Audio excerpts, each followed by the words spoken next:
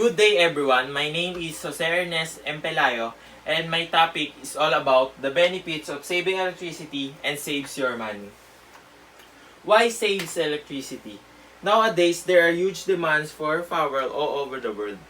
If everyone will do their duties and responsibilities in saving electricity, the total demand of electricity power will reduce. It will give a big impact to our environment to save electricity. Next is, it is not a secret to us that the Philippines are experiencing power shortage. We have a populations of 100 million Filipino people and our sources like coal and renewable energies may not be enough to suffice our needs, and as we all know that the power shortage in many countries, even here in our countries, we experiencing a rotating brownout in our county and in many provinces. And next is the difference of LED bulb and incandescent bulb or ordinary bulb. For me, LED bulb is most important to use because we saves a lot of electricity or a lot of money because of the expense of electric bill. And LED bulbs is it can use long lasting compared to ordinary bulb and can save 75% compared to ordinary bulb. And next is solar panel.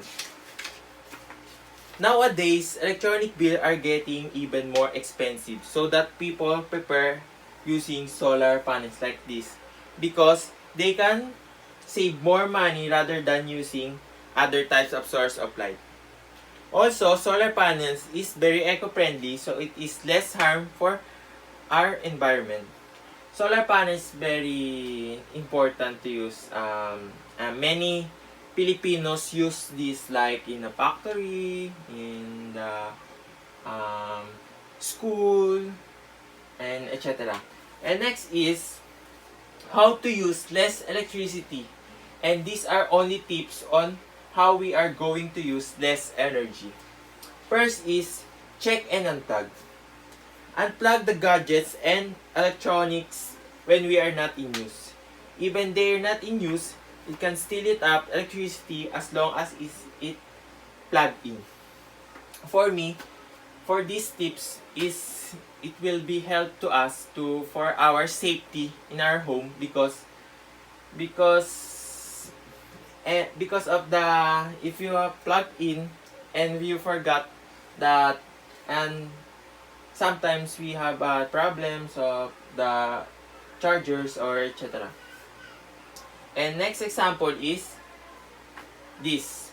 Replace your bulbs. What I said before, LED bulbs is most appropriate to use for me, But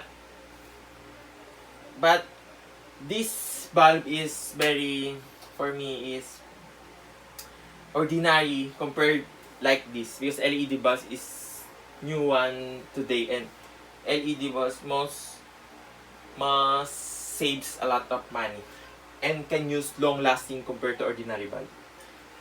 And this, check the leaks. Check out the leaks in your homes. It might be lose at a lot of energy through the leaks.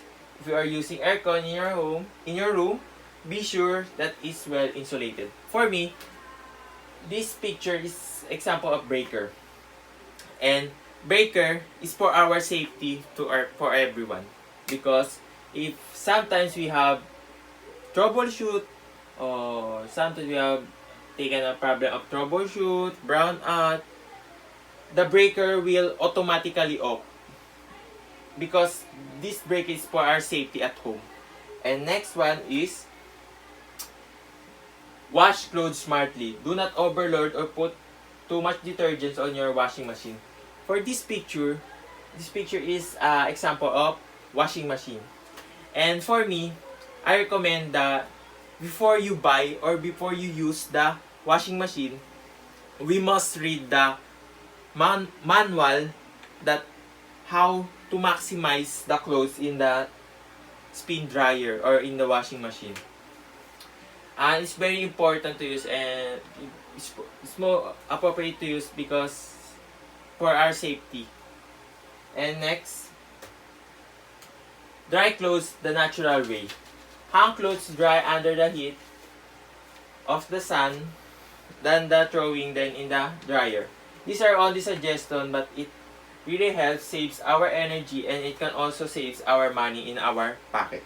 For these examples and or for these tips, it's very appropriate to use or important to use. Because for me, these tips is help to us to save money. Lastly, as a students, we all know that as for me, we affected that rotating brownouts.